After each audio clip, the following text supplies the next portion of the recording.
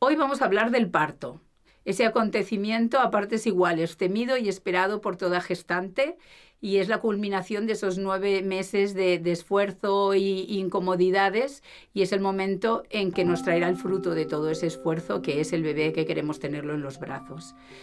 Soy la doctora Natalia García Montaner y hoy os voy a explicar todo lo relativo al parto y algunas cosas curiosas que quizá no sabéis.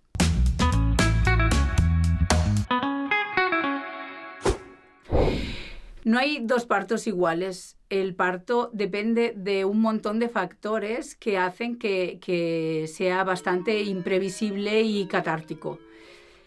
Depende, por un lado, de la musculatura uterina. Cuando se inicia el parto, el útero, que es un músculo, se contraerá de forma rítmica para impulsar una fuerza el feto hacia el exterior. De esas contracciones que sean más o menos potentes o más o menos regulares dependerá en parte cómo se desarrolle el parto. Por otro lado, dependemos de la forma y el tamaño del feto y de cómo se coloque. Si es más grande o más pequeño y si se coloca bien o mal, que ya después explicaremos cómo es lo ideal para que se coloque el feto que le ayude a salir al exterior, pues también será un factor muy determinante. El canal del parto, que la estructura ósea de la pelvis es un canal que es bastante rígido, tiene cierta flexibilidad, pero lo que es el marco óseo de la pelvis pues tiene el tamaño y la forma que tiene, y esto a veces también es un factor que condiciona que el feto pueda pasar o no. Las partes blandas no son tan determinantes, pero sí que la dilatación del cuello uterino obviamente es un actor principal en este proceso. Y después también dependemos de la placenta y el cordón umbilical, que son los encargados de ir suministrando oxígeno al feto durante todo el trabajo de parto, y a veces pues se producen compresiones de cordón o alteraciones en la placenta que pueden hacer que el feto no pueda superar el esfuerzo que tiene que hacer para salir al exterior. En función de todos estos actores dependerá que el parto sea fácil o difícil, o sea rápido o lento, o sea posible o imposible. Hay veces que hay partos imposibles y no se pueden dar un parto vaginal y tendremos que recurrir a una cesárea, porque simplemente ha habido factores determinantes que han impedido pues, que todo se desarrolle de forma normal por vía vaginal. Y aprovecho este momento para que todas estas gestantes que me estáis viendo en este momento penséis que debemos estar abiertas de mente y pensar que no idealizar el parto.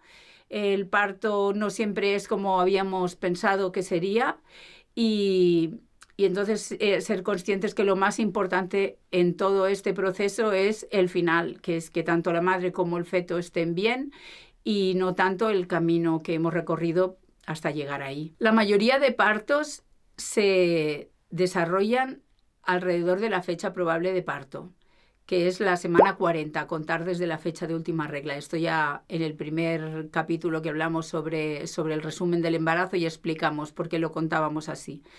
Pues esa fecha probable de parto no es una fecha exacta, pero sí que es cierto que en una franja entre 3 o 4 días antes a 3 o 4 días después de esa fecha es en la que se producen el 90% de los partos. A día de hoy, el motivo por el cual una mujer se pone de parto en determinado momento es desconocido.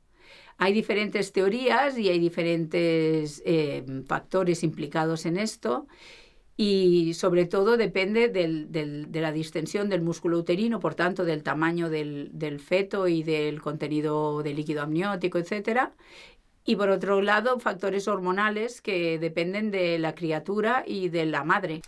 En el momento en que empieza el parto, el músculo uterino se irá contrayendo de forma regular y rítmica, ejerciendo una fuerza que empuja concéntricamente todo el contenido uterino hacia el centro y hacia abajo para empujarlo a través de la pelvis hacia el exterior. Esas contracciones inicialmente son irregulares, sobre todo en el primer parto. Hay mucha diferencia entre la evolución de un primer parto y el segundo y posteriores.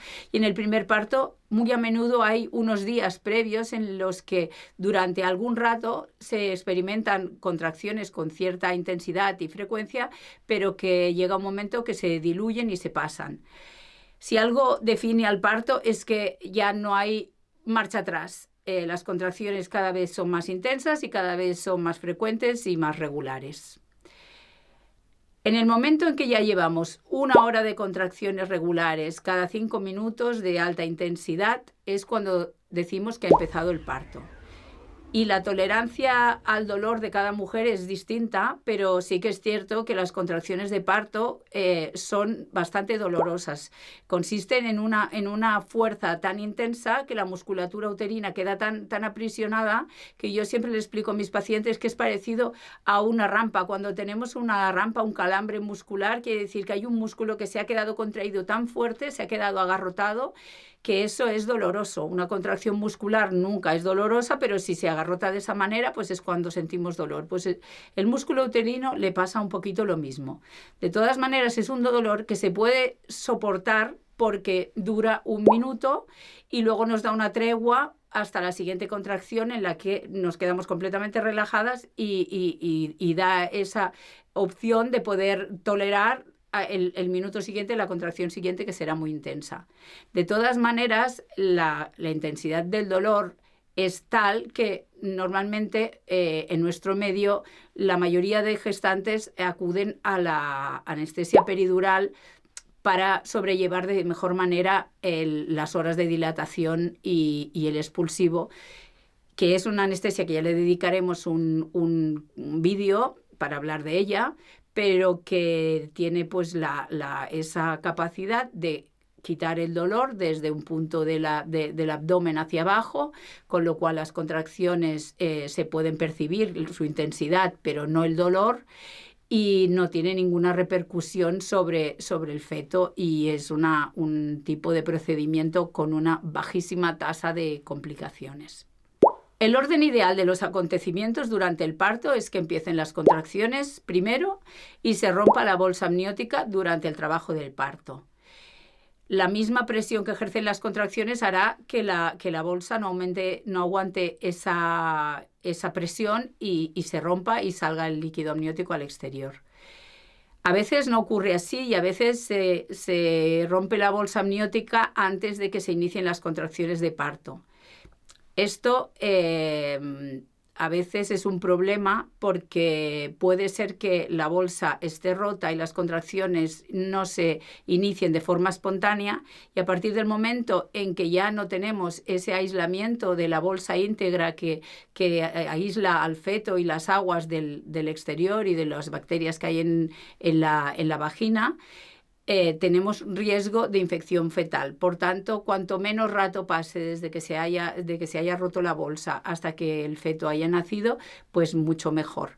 Por tanto, cuando se rompe la bolsa amniótica y el inicio espontáneo de las contracciones no sucede, pues a veces nos vemos obligados a hacer una inducción de parto y a acelerar un poquito este proceso que de forma espontánea no se produce. Cuando se empiezan a producir estas contracciones de parto, el cuello uterino, que es la abertura que tiene el útero hacia el exterior, hacia la vagina, sufre una serie de modificaciones. Ahora os voy a enseñar cómo es un cuello uterino. Esta es la forma más o menos de un cuello uterino de una mujer o que no está gestante o que es previo al parto, ¿vale? Es un cuello que le llamamos formado porque tiene toda esta prominencia hacia el exterior y una longitud más o menos de unos 3 centímetros. Este es el orificio que conduce hacia el interior del cuerpo uterino. En el momento en que empiezan las contracciones de parto o los días previos, normalmente en los primeros partos, este cuello uterino sufre una transformación que le llamamos borramiento. El borramiento significa que esta longitud se va acortando. Cuando no está nada modificado le llamamos cuello formado y cuando está completamente acortado le llamamos borrado. Este sería un cuello que ya ha empezado su proceso de borramiento. Ya vemos que la longitud que tiene pues es una tercera parte a la que tenía cuando estaba formado del todo y ya ha empezado a dilatarse. Haríamos un tacto vaginal a través de la vagina y podríamos pasar un dedo perfectamente a través del cuello y tocar la parte fetal que esté detrás. Cuando el cuello está borrado completamente, hablaríamos de este aspecto. Ya no hay ninguna elevación, no sobresale el cuerpo uterino, está completamente borrado. Y podemos hacer un tacto, en este caso, por ejemplo, hablaríamos de unos 3 centímetros de dilatación. Este sería, por ejemplo, el aspecto de un cuello uterino que está dilatado unos 8 centímetros, ¿vale? Y aquí detrás ya veríamos perfectamente o podríamos tocar perfectamente la presentación fetal.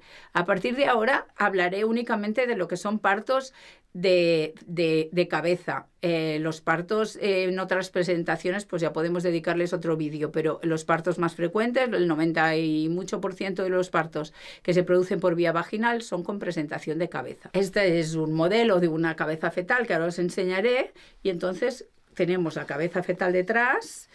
Y a través de la dilatación, cuando hay suficiente dilatación, pues podemos hacer un tacto y saber más o menos la dilatación a la que está el cuello en este momento.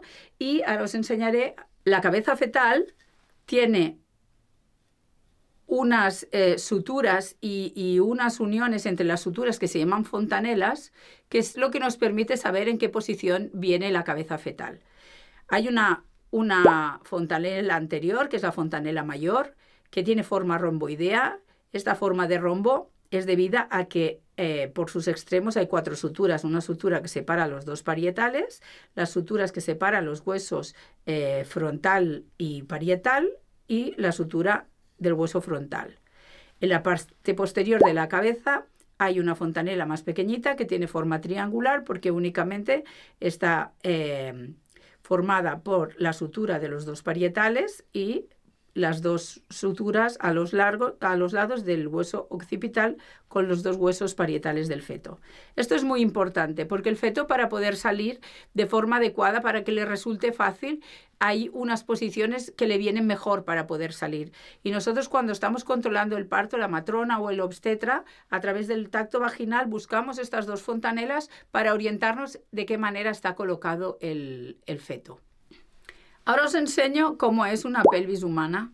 La pelvis es una estructura ósea rígida que tiene unas suturas aquí en la zona púbica y entre el sacro y los 2 huesos pélvicos que tienen cierto juego durante el parto, pero muy limitado, ¿vale? Después tenemos en la parte posterior el coxis, que el coxis es un huesecito muy pequeño que está al final de la columna, al final del sacro, y durante el parto a veces también tiene cierta movilidad y permite a veces que pueda salir la cabeza a costa de luxarse un poco, y hay algunas gestantes que después del parto sufren bastante dolor por esa luxación hasta que luego se recoloca todo en su sitio. La evolución desde los primates hasta los humanos ha hecho que el volumen de la cabeza de la cría es proporcionalmente la más grande de todas las especies vivas que tienen hijos por parto.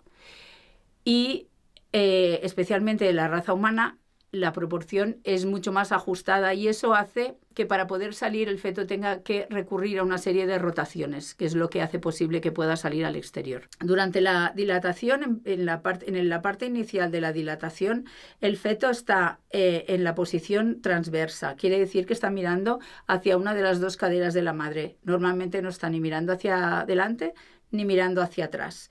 Si está mirando hacia la cadera derecha de la madre, le resulta mucho más fácil salir, porque tienen que producirse una serie de rotaciones a lo largo del descenso de la cabeza por el canal del parto que le permitan salir, permitan alinearse la forma ovalada de la pelvis con la forma ovalada de la cabeza.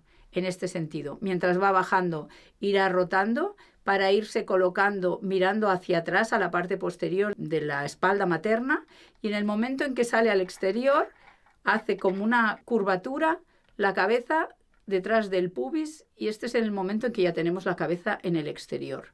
Después tiene que volver a girar en sentido contrario hacia la misma posición de la que venía, para que los hombros se alineen con la misma forma ovalada de la pelvis. Vuelve a girar hacia el exterior y en este momento es cuando sacamos el hombro anterior primero y luego el hombro posterior. Y una vez están los dos hombros fuera, ya el resto del cuerpo sale con mucha facilidad. Una vez tenemos al feto fuera, sigue en contacto con la madre por el cordón umbilical. El cordón umbilical tarda unos segundos, unos minutos en dejar de latir. Y mientras tanto, si todo va bien y todo es posible, es ideal poner al feto encima del cuerpo de la madre y esperar a que el cordón se contraiga y deje de latir. Y en ese momento es cuando podemos proceder a cortar el cordón.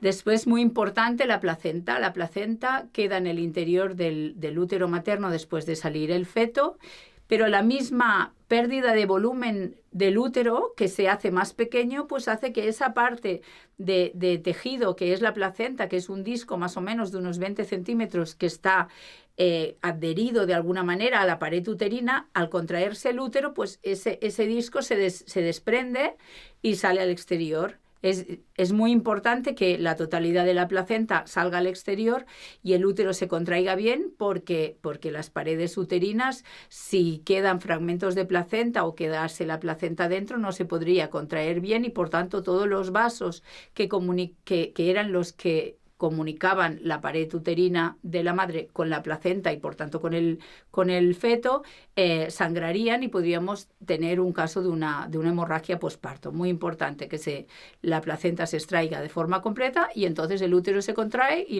el sangrado se modera mucho.